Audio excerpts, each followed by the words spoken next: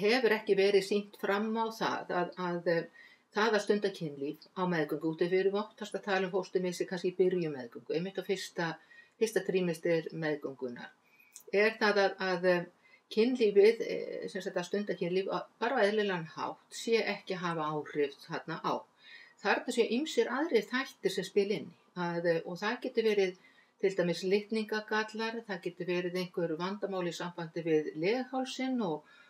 þannig að hann sem sagt gefur sig og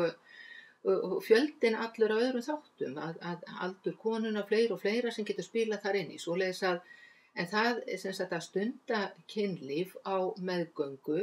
hefur ekki verið sýnt fram á að það sé að hafa neikvæð áhrif og þannig að, en aftur á móti,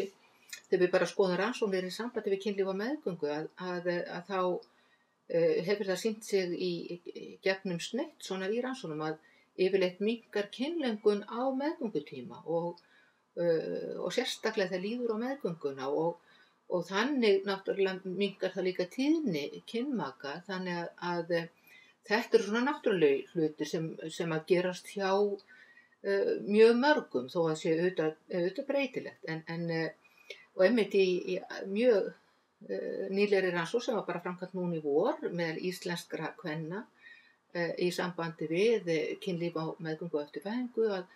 þá var einmitt frekari staðfesting þetta hjá þeim að það minnkaði kynlöngun á meðgöngu en oft kemur fram kannski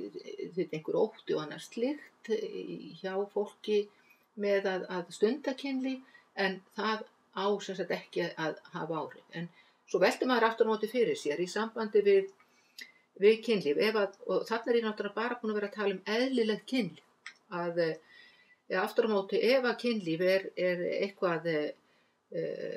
það er svona ákveði ofbeldi kannski sem á sér stað í kynlífi, að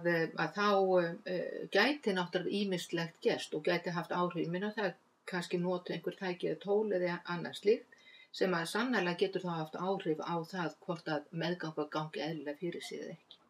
Svoleiðis að undir svona öllum venjulegum kringumstæðum, ef fólk er svona innan gæsalappa stundar svona eðlilegt kynlíf, þá á það ekki að hafa áhrif.